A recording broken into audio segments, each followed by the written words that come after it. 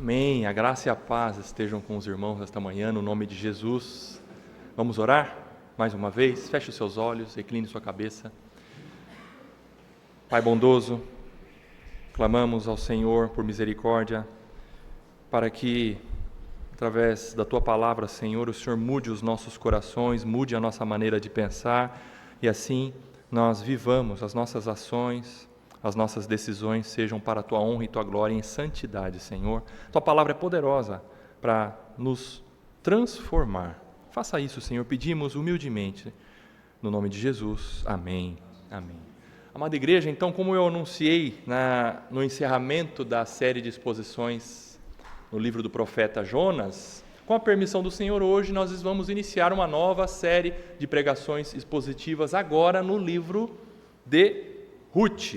E eu trago nesse primeiro momento, como eu tinha já escrito no grupo da igreja, eu quero apresentar para os irmãos assim, um caminho, uma base, para nós, a partir daí, iniciarmos o estudo efetivamente do livro de Ruth. Eu acredito que hoje você vai sair daqui com um entendimento amplo, um entendimento panorâmico do livro, para que aí então a gente efetivamente, na próxima pregação, que aí sim eu diria que seria uma pregação expositiva, verso a verso, na próxima você já tenha subsídio, você já tenha um entendimento panorâmico geral do livro. É isso que eu quero fazer hoje. Tá? Eu apresento à igreja então questões de introdução ao livro, e eu apresentei aí no slide. Hoje nós vamos ver considerações iniciais, pode passar o próximo slide, considerações iniciais,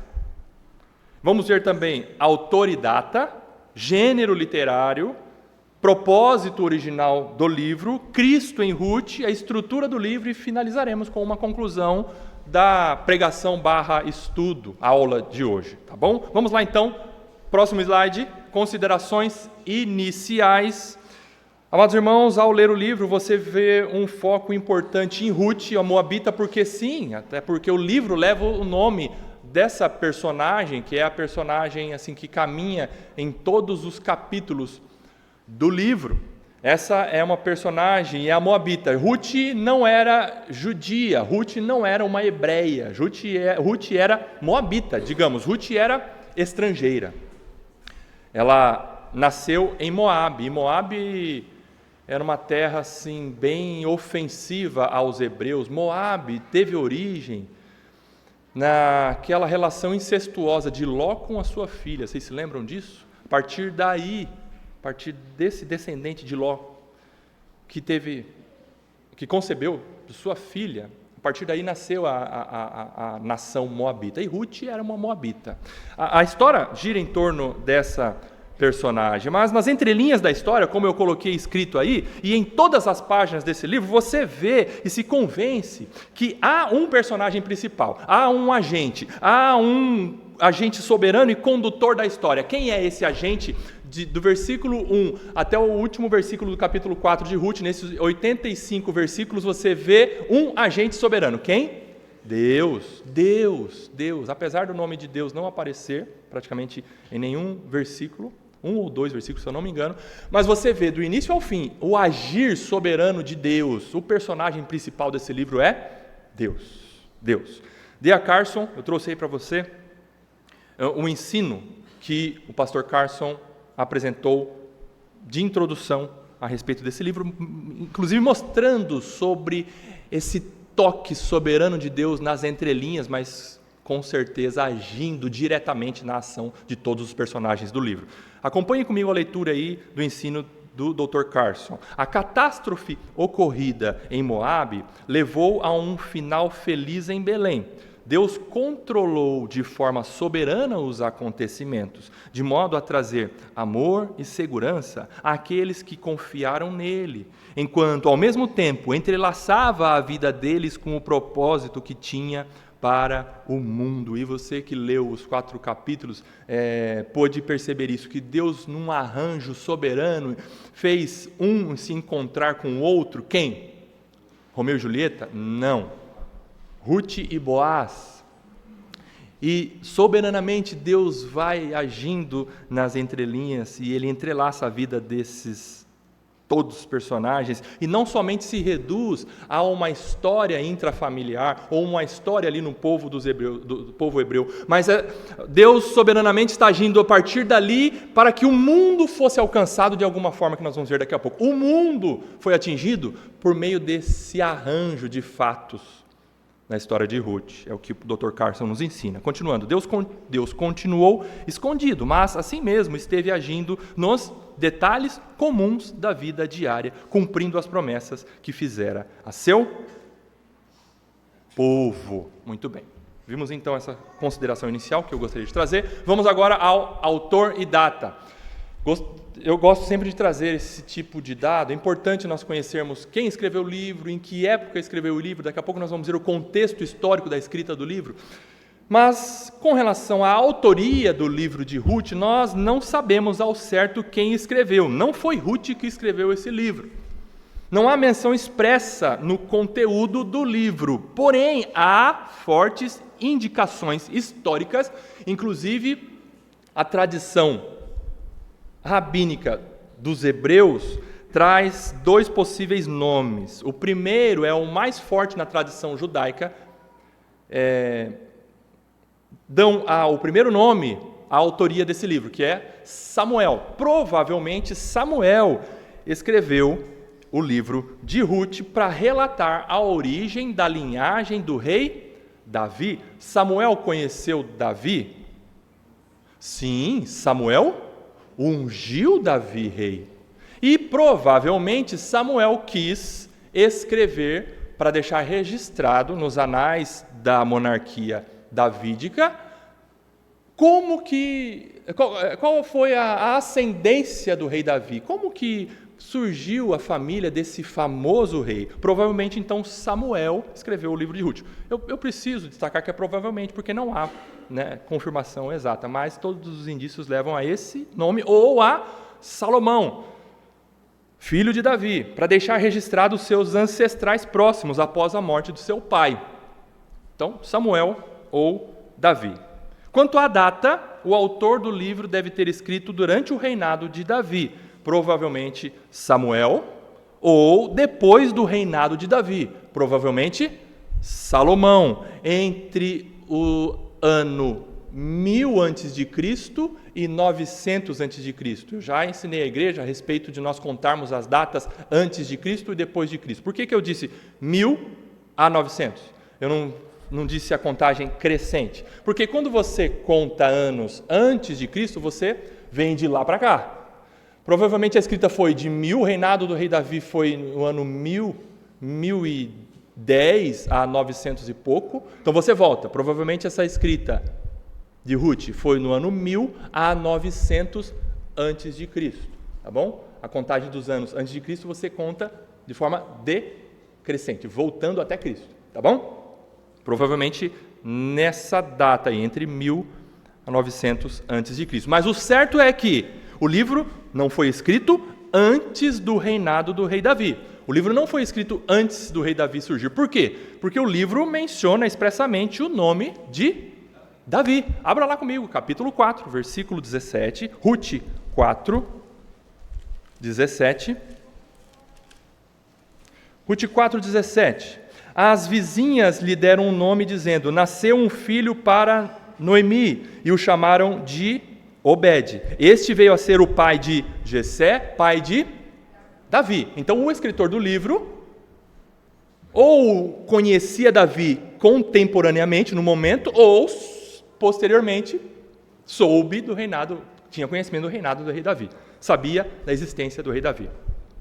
4:22, olha o versículo 22, último versículo do capítulo 4. Obed gerou Jessé, Jessé gerou a Davi. Portanto, a escrita do livro foi ou durante o reinado de Davi ou posterior ao seu reinado. Entenderam com relação à autoria e à datação da escrita desse livro? Tá bom? Precisamos ter esses dados. Porque, veja, com essas informações você vai à leitura com um olhar já específico, um entendimento já, a respeito do momento em que foi escrito, o assunto faz todo sentido, e aí você vai tendo uma compreensão mais correta do livro. Você não vai achar que Ruth foi escrito por Moisés, por exemplo. Aí não faz sentido algum, ou por Paulo, né? Meu Deus, o que você está falando isso? Tá bom. Gênero literário, passando para frente. Gênero literário, vamos lá. O que é o gênero literário? É o tipo de escrita. Por exemplo, um gênero literário é poesia. Outro gênero literário que os concurseiros ou aqueles que fazem a prova do Enem conhecem muito bem é a escrita argumentativo-dissertativa. Esse é um gênero literário, talvez. Talvez não esteja tão tecnicamente correto, mas para você entender. Poesia é um gênero literário, conto é um gênero literário, tá bom? Nesse próximo slide que você está vendo, a estante aí, você vê que o livro de Ruth está dentro da classificação dos livros históricos. O livro de Ruth é um livro de uma narrativa histórica. Portanto, o gênero literário é narrativa histórica. O livro de Ruth relata fatos verídicos em forma de história. Ruth está depois de Juízes e antes de primeiro livro de Samuel. Ruth. Aí. É um livro muito envolvente. Você que leu, percebeu que é um livro muito assim, que renova as nossas esperanças. Por quê? Porque se você vem numa leitura sequencial, você lê, por exemplo, Josué já tem ali o início, né, da posse da terra prometida, batalhas, já vê conflitos, já vê guerras. A nação de Israel é ordenada por Deus a batalhar muitas vezes para tirar as nações que estão ali na terra de Canaã. Né? Isso no livro de Josué. Você vai para Ruth, aí você vê sangue. Aí você vê batalha. Aí você vê coisa feia. Aí você vê pecados horríveis. Você faz a leitura sequencial. Josué, Juízes. Aí de repente você entra no livro de Ruth, parece que é um oásis no meio do deserto. Não é? Por isso que é um encanto. Você entra em Nárnia ali, né? Abre aquela porta e você vê a maravilha do escrito, do conteúdo do livro de Ruth. Por isso que é um livro diferenciado. É um oásis no deserto. Ele se assemelha a um romance. É tão lindo, né? O livro de Ruth, alguns comentaristas dizem que é um dos livros que as igrejas mais usam para fazer teatro. Está aí uma dica, né? Quem sabe? Fazemos um teatro do livro de Ruth. É um livro maravilhoso e eu não tenho dúvida que é melhor do que Romeu e Julieta de Shakespeare. Dedique-se à leitura de Ruth. Pode ler Romeu e Julieta, mas no final de Romeu e Julieta a história não é tão boa. Ruth é bem melhor. A história de Ruth ela não se resume ao casamento, obviamente, entre ela e Boaz. Esse livro, nós precisamos entender que ele desemboca em uma finalidade não terrena, não temporal. Esse livro ele desemboca numa realidade eterna. Esse livro, ele mostra um resgatador, esse livro mostra um salvador, ele aponta para um redentor. E é lindo demais você entender isso. E nós eu preciso dizer isso para a igreja, tomar cuidado ao estudarmos as narrativas históricas. Por quê? Porque nós não podemos transformar todos os detalhes das narrativas históricas em normas, em regras de conduta. Nós corremos um sério risco de estudarmos narrativas históricas. O que são narrativas históricas? Narram fatos históricos. E pegar detalhes das narrativas históricas e queremos aplicar como se fossem regras, normas para nós. Veja um exemplo aqui no livro de Ruth, capítulo 4, versículo 7. Você está aí no capítulo 4, né? O versículo 7 diz assim: Este era, antigamente, o costume em Israel, quanto a resgates e permutas. Qual era o costume? Veja, só para comentar o que nós vimos aqui no versículo 7. O escritor, ele quer explicar para os seus leitores o porquê que eles fizeram o que eles fizeram, que Boaz fez isso com o então possível resgatador. Então ele está contando aqui o que aconteceu. Por isso que a escrita do livro de Ruth foi posterior aos seus próprios acontecimentos, né? Foi uma escrita posterior aos acontecimentos. E olha o que está escrito aqui no versículo 7, 2 pontos. Era costume fazer isso. Quem queria confirmar um negócio, tirava a sandália do pé e a entregava ao outro. Era assim que se confirmava um negócio em Israel. Como que você confirma hoje um negócio, por exemplo, documentalmente falando? Você assina, reconhece firma às vezes, né, para dar autenticidade à sua assinatura, ou por semelhança, ou por reconhecimento, ou por verdadeiro, isso. Assina um documento. Na época, eles não assinavam um documento. Eles não tiravam o fio do bigode, como falava o seu avô. Na época, eles trocavam a sandália. Se eu tivesse com a sandália do Lucas e o Lucas tivesse com a minha sandália, é a prova de que nós realizamos um negócio. Eu firmei um negócio com o Lucas e ele firmou comigo. Porém, por incrível que pareça, não quero ofender a sua inteligência, mas há alguns certos grupos evangélicos que levam literalmente, normatizam narrativas bíblicas e querem aplicar isso, às vezes, em negócios realizados dentro da igreja. É verdade, Olívio? Eu li isso, infelizmente. Parece que quer ser tão bíblico que acaba sendo vergonhoso, né? É uma brincadeira, né? Não é. Você não precisa pegar esse texto e falar, irmãos, agora nós precisamos aplicar essa norma aqui. Isso aqui é regra para todos nós. Não, de jeito nenhum. É um exagero, né? Parece. Mas, assim, muitas vezes você vê pessoas falando que os levitas estão tocando. Não é? Não tem levita tocando mais. Levita foi lá de trás. É narrativa histórica. Não tem levita, não há levita mais aqui. E nem a gente também nem levita, nem sai do chão também. Não há levita.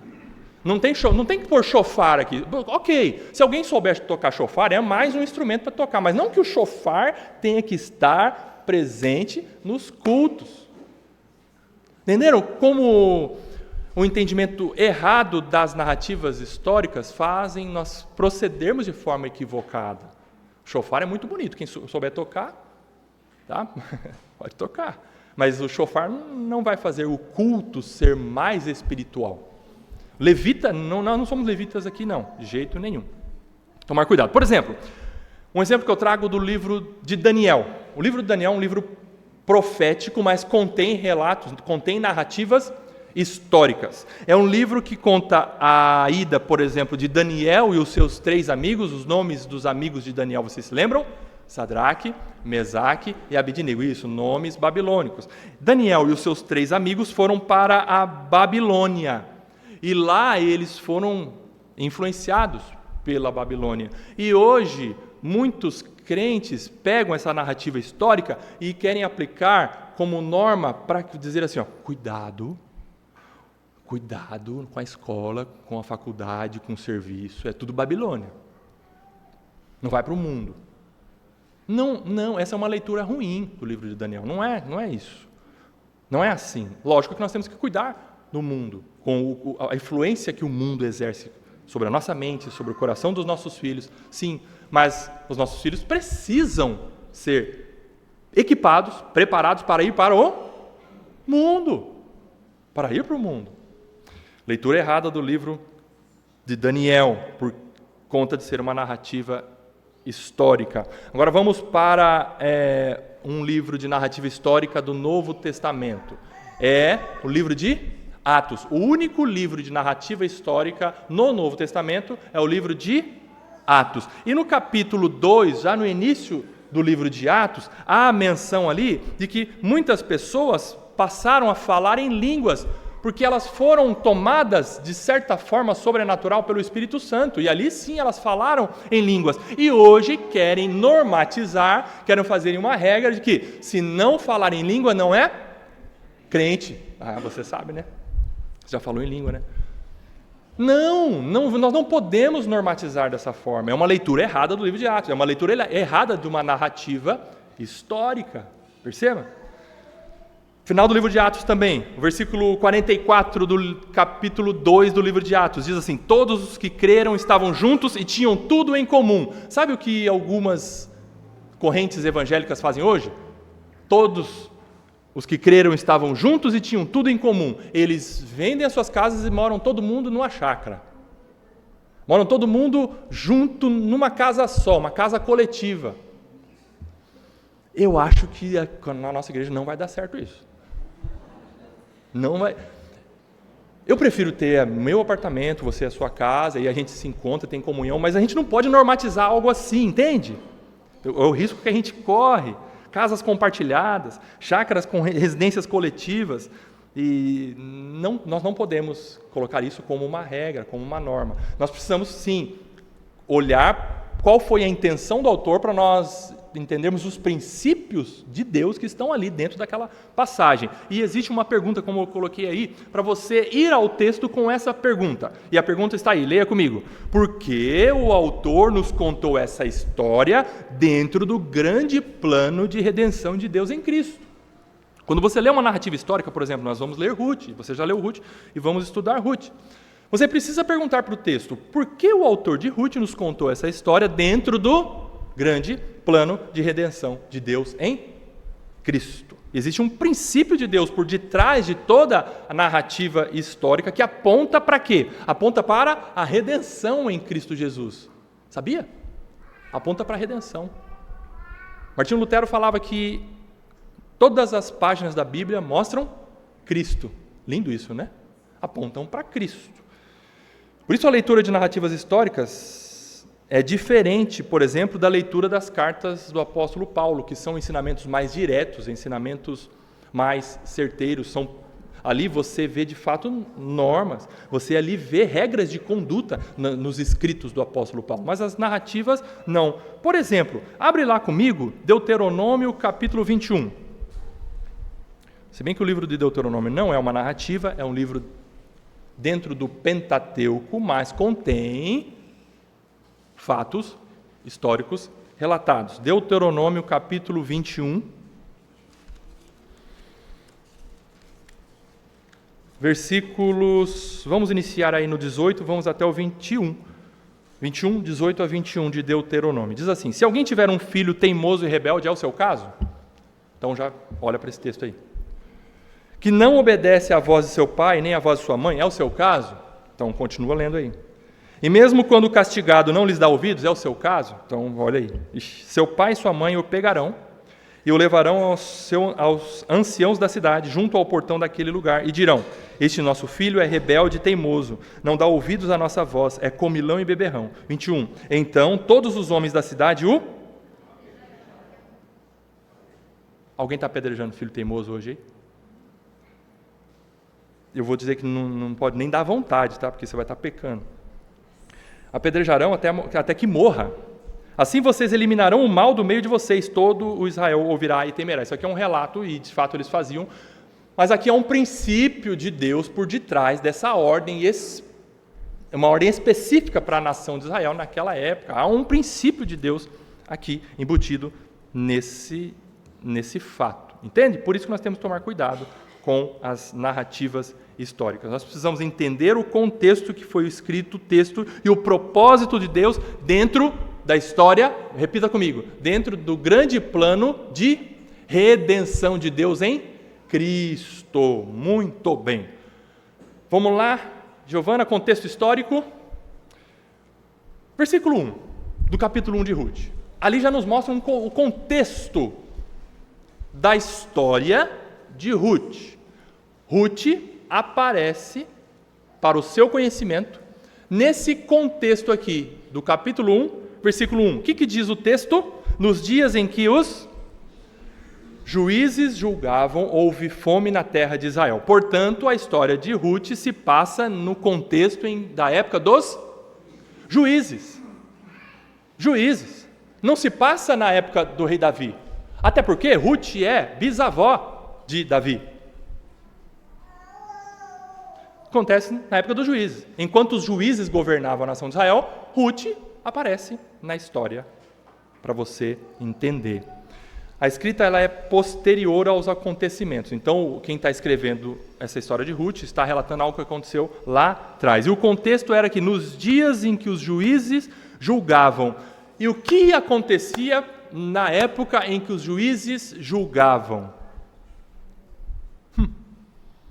Bagunça, devassidão, rebeldia, desobediência, A frase que se repete no livro de Juízes é a seguinte, você já deve ter lido, e inclusive é o último versículo do livro de Juízes. Vê lá, volta a sua página, se é que você tem que fazer isso na sua Bíblia. Último versículo do último capítulo do livro de Juízes. Juízes 21, 25. Naqueles dias, nos dias dos juízes, não havia rei em Israel, não havia um governo central. Cada líder tribal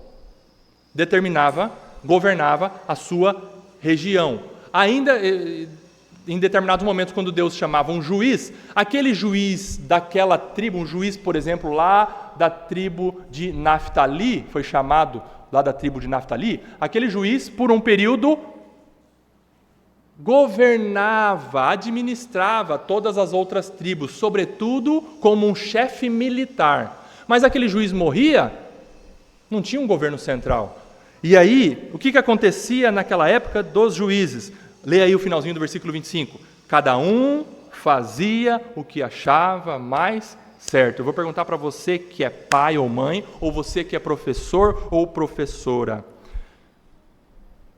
Se você, pai ou mãe, falar para o seu filho assim, filho, faça o que você acha mais certo, ele vai fazer coisa boa?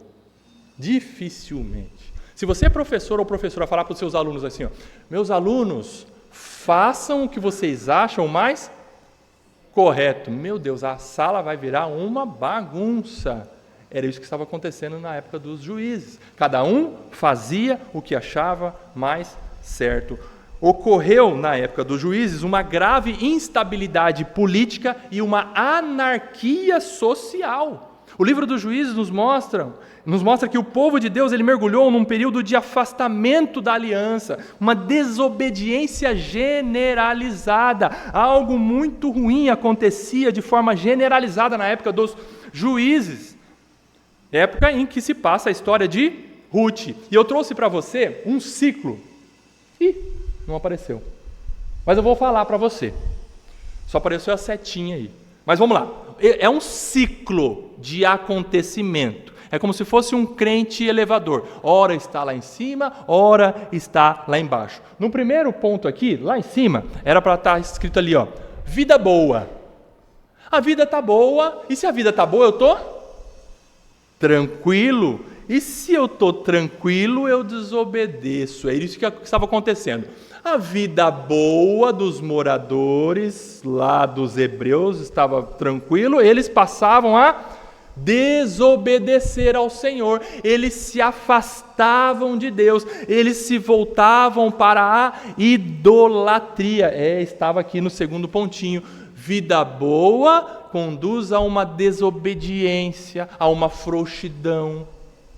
E aí culminou numa rebeldia. Aí o que aconteceu? O povo desobedecia a Deus. O que Deus fazia? Deus dava um chacoalhão neles, um presta atenção neles. Deus chegava com uma nação ímpia, uma nação estrangeira, para disciplinar o povo que estava desobedecendo, ok? Sim. Na época dos juízes, qual nação mais atacou os hebreus? Os filisteus. Qual é o nome de um juiz que você se lembra que foi um juiz que envergonhou os filisteus? Sansão. Muito bem, isso aí, como é bom bater um papo com quem conhece. Isso aí. Deus então mandava uma nação estrangeira para disciplinar o seu povo, fazer o povo sofrer debaixo da mão de uma nação ímpia. O que o povo fazia? Voltava para Deus em clamor, meu Pai. Senhor, não chamava Deus de Pai naquela época, mas Senhor, Yahvé, tenha misericórdia de nós, tire por favor essa nação que está acabando com a gente, nós nos arrependemos dos nossos pecados, perdão Senhor, por favor, nos liberte dessa nação estrangeira. E o que Deus fazia? Deus chamava um homem, com algumas exceções, mulheres, Deus chamava um homem como um juiz, mas não um juiz no termo como a gente conhece no português. Ah, muito bem, apareceu, olha aí. Deus disciplinava, o povo clamava a Deus. O povo clamava a Deus e Deus livrava através da mão de um juiz. Enxotava aquela nação estrangeira que estava maltratando a nação de Israel. Houve livramento? Graças a Deus. O que voltava? Vida boa de novo. Estou tranquilo? É igual a gente, né? Quando a gente está tranquilo, a gente às vezes se esquece de Deus, né? Você ora mais quando as coisas estão mais difíceis, não ora? Não é legal, não é bom isso. Aliás, eu falo isso para mim mesmo. Rodrigo, não ore somente quando você vê que sua esposa, suas filhas estão doentes, quando as coisas estão ruins. Não, nós precisamos ter uma vida constante, né, de adoração ao Senhor. Mas o povo era sem vergonha, assim como às vezes nós também. Fazendo isso, a vida ficou boa, o que eles voltavam para a idolatria, e aí esse ciclo continuava, vinha uma nação estrangeira como disciplina do Senhor, e aí eles clamavam, Deus mandava um juiz e libertava o povo. Então essa era a situação da época dos juízes na nação de Israel, onde Ruth apareceu na história, e é isso que você precisa entender a respeito do contexto histórico. E aí do contexto histórico, agora nós já passamos para o propósito original do livro, porque, veja, você terminou de ler Juízes, vê toda essa carnificina, sangue, pecados horríveis, né? Depois que você termina Juízes, você entra no encanto do livro de Ruth. Qual foi o propósito do autor ao escrever esse livro? O escritor do livro de Ruth, ele escreve essa obra para nos ajudar a compreender a ponte, a transição para o que vem depois da época do juiz. É exatamente um link que você vê no final do livro de Ruth. O livro de Ruth aponta e prepara os seus leitores para entenderem como que se deu o nascimento do rei mais famoso da nação de Israel e mostra para os leitores como foi essa transição de um governo descentralizado, cada tribo tinha uma governança, para agora, na época da monarquia dos hebreus, para a época dos reis, como que Deus levou a um governo centralizado para um rei segundo o seu coração. Por que você não vê no final do livro de Ruth sobre Saul? Porque Deus permitiu a escolha de Saul, mas Deus falou assim, vocês querem um rei? Espera, vou preparar. Mas o povo insistiu e Deus levantou um rei, segundo o coração do povo, que foi Saul. Mas ele falou, vou preparar um rei segundo o meu coração. Então o rei mais famoso da monarquia dos hebreus é Davi. E o livro de Ruth nos conta, então, esse link, nos mostra essa passagem de um governo descentralizado, de uma bagunça, para um governo centralizado, para a monarquia, e aponta para o rei mais famoso dos hebreus, que é Davi. No finalzinho do livro de Ruth, você vê a genealogia de Davi. Obed, Jessé, Davi. Isso. Bom, antes, né? Boaz, Obed, Jessé e Davi. O escritor de Ruth mostra que a solução para o caos social e a infidelidade no tempo dos juízes foi a chegada de um rei renomado. O fato de Deus escolher estabelecer um rei através de uma gente comum mostra, gente comum, por exemplo, como Ruth, Noemi, Boaz, mostra o cuidado de Deus para com o seu povo e mostrando lá a ascensão do rei Davi. Isso é o propósito original. Agora nós precisamos ver Cristo em Ruth. Olha lá o slide, próximo slide. Cristo em Ruth. Isso é muito importante. Todo esse arranjo de acontecimento, culminando sim no estabelecimento do reinado de Davi, aponta para a providência de Deus, não estritamente para o reinado de Davi.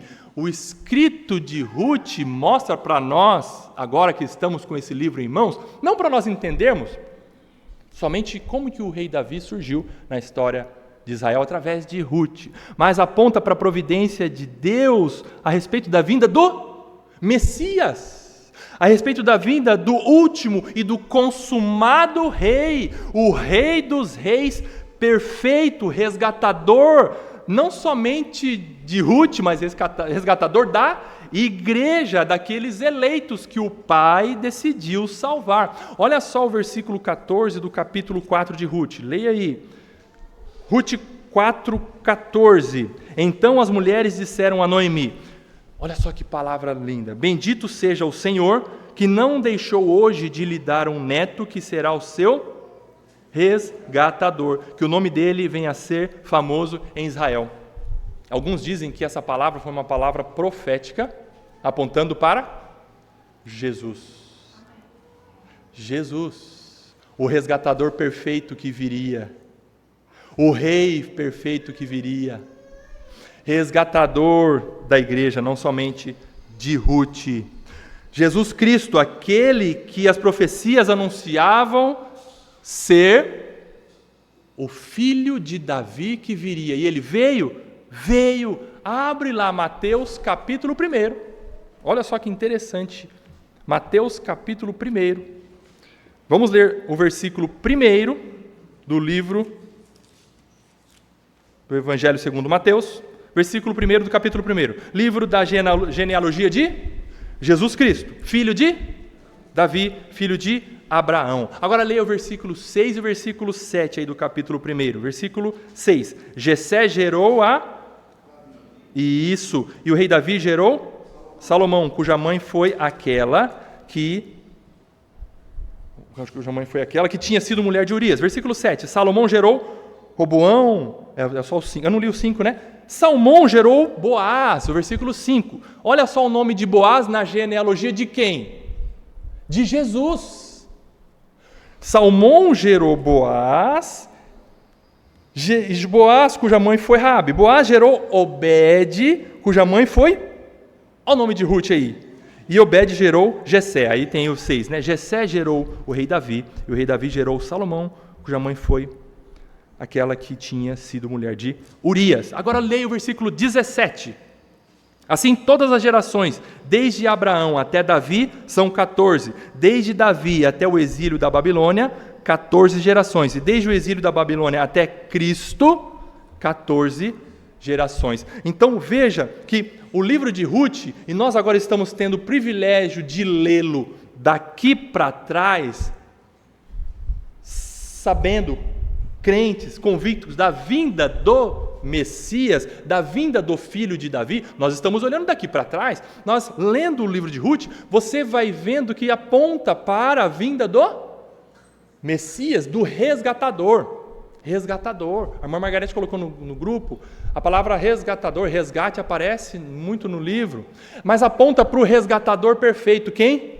Jesus Cristo, para o Rei Todo-Poderoso perfeito, o filho de Davi, o Rei dos Reis e Senhor dos Senhores. Quem? Jesus Cristo. E nós vamos ver todo esse arranjo na história do livro de Ruth apontando para Jesus Cristo. E é lindo demais de ver isso.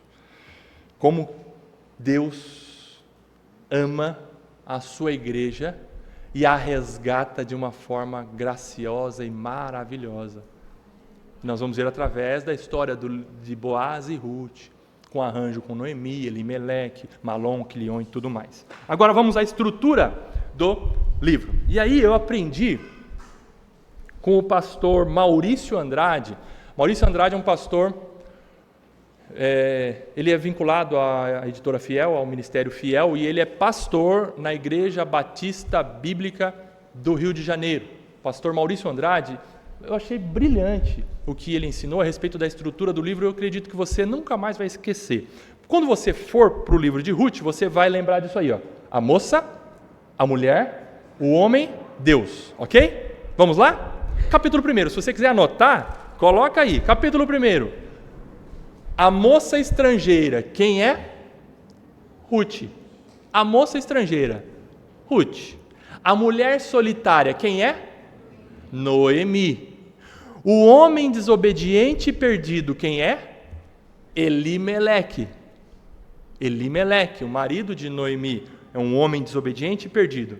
Deus, soberano, no primeiro momento ali da história, no capítulo 1, nós vamos ver que Deus é soberano e agindo nos detalhes, tanto na natureza, tanto no arranjo entre as nações, tanto na vida das pessoas. Deus é soberano e controla absolutamente tudo. Capítulo 1, então, a moça estrangeira, a mulher solitária, o homem desobediente e perdido, Deus soberano. Capítulo 2, a moça no campo, quem é? Ruth. A mulher prevenida, quem é? Noemi. O homem generoso, quem é? Isso, Boaz. Deus misericordioso. Lindo isso. O capítulo 2 é de arrepiar. Você vê Deus suprindo, Deus agindo nos detalhes, suprindo Noemi. Deus, num arranjo maravilhoso, mostra a sua misericórdia. Capítulo 3, a moça na eira. Eira é o lugar onde se debulha cereal, grão, separa grãos dos matos. Tal. A moça na eira. Quem é a moça na eira? Ruth. A mulher ousada, quem é? Noemi, é ousada. Ela falou, não, vai lá. Ele é o nosso resgatador. Vamos lá.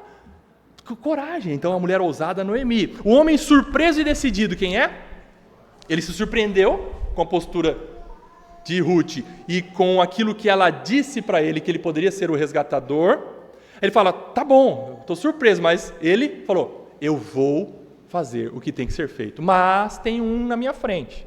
Nós vamos ver o detalhe desse capítulo 3. E aí no capítulo 3 você vê o Deus provedor.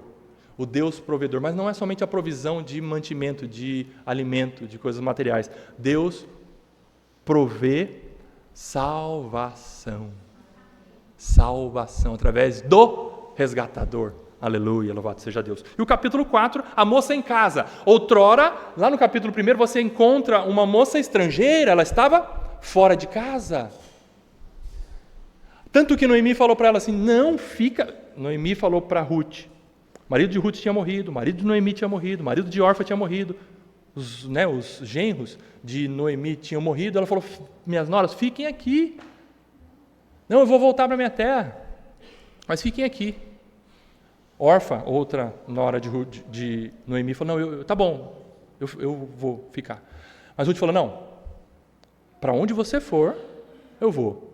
O teu povo é o meu povo. O teu Deus é o meu Deus. Ali há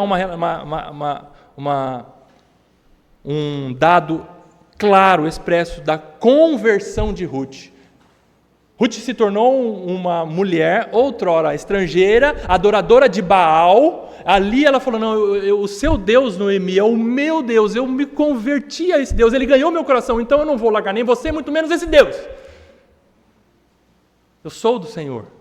Crente de verdade. Então, lá outrora, uma mulher estrangeira, sem casa, sem lar, agora ela tem uma casa. O homem justo e obediente, quem é aqui no capítulo 4? Boaz. Um homem justo e obediente, ele fez o que tinha que ser feito. E aí, no capítulo 4, a gente encerra tudo isso apontando para o Deus resgatador, ou o Deus redentor, o Deus salvador. Amém. Vou então para a conclusão. O livro de Ruth, ele é muito importante na história da redenção. Não é uma história romântica entre histórias de guerra, como eu acabei de explicar para você, ou histórias de sangue, histórias de morte, que ensina somente lições morais sobre lealdade, por exemplo, sobre amizade. Não é uma história que mostra para você lições morais sobre família, sobre casamento somente. O livro de Ruth não é só sobre isso. Nós não podemos perder de vista que o livro de Ruth e a Bíblia como um todo é um livro que aponta para a redenção de Deus em Cristo. O livro de Ruth não é um livro somente de lições morais. Não é nada de errado nós retirarmos, sim, princípios morais da Bíblia, e nós retiramos lições morais. Porém, quando isso é o máximo que nós conseguimos extrair de um livro, nós caímos no legalismo. Extrair regras da Bíblia, nós caímos no legalismo. Acima das regras que a Bíblia mostra, acima da lei que a Bíblia aponta para você e para mim, ela mostra como cumprir a lei. Ela mostra o caminho, e o caminho nunca vai ser por mim ou por você, pelas nossas mãos, pela nossa força. O caminho é através de um redentor, o caminho é através de um resgatador. Senão nós usamos a Bíblia como um livro cheio de normas para cobrar dos outros. Mas a Bíblia não é para isso. A Bíblia mostra o caminho de salvação, um caminho de redenção. Isso em Cristo Jesus. A Bíblia é o livro de redenção. É o livro que do início ao fim revela o resgatador, revela o redentor, revela o Salvador Jesus Cristo. De Gênesis a Apocalipse. E é o que nós vamos ver. E você precisa ter isso em mente. Porque sim, nós vamos ver lições morais no livro de Ruth. Mas nós precisamos entender o princípio de Deus que mostra como que nós conseguimos cumprir lições morais, ter bons casamentos, boas famílias, vivermos em lealdade. Como que você consegue isso? Por você mesmo? Jamais. Somente através de um Salvador, de um Redentor, de um Resgatador, que é Jesus Cristo, louvado seja Deus. Irmãos, alguns personagens da Bíblia são semelhantes a Cristo ou apontam para Cristo. Você vê isso, não é? Apontam para Cristo. Boaz é um deles, Davi é um deles, Moisés é um deles. Mas, ouça o que eu vou te dizer agora. Todos os personagens bíblicos careciam de Cristo. Todos. Todos os personagens bíblicos careciam de Cristo. A Bíblia mostra esses homens e mulheres valentes de fé, mas não para nós nos espelharmos neles, mas para nós nos espelharmos em Cristo. Em Cristo. Isso precisa fazer a diferença no seu estudo da Bíblia. Porque senão você pega a história de Davi, tenta se espelhar na história de Davi, mas a história de Davi não te salva, não te redime. O que a história de Davi te mostra? Aponta para uma realidade futura, que é Jesus Cristo. Quem te salva? Jesus Cristo, louvado seja Deus. Você precisa ter esse olhar na Bíblia. A Bíblia é um livro que mostra a redenção, a salvação de um povo para Deus. Portanto, é o que nós vamos ver no livro de Ruth. Que Deus nos abençoe nessa caminhada, né? A partir de agora, no nome de Jesus. Amém. Amém.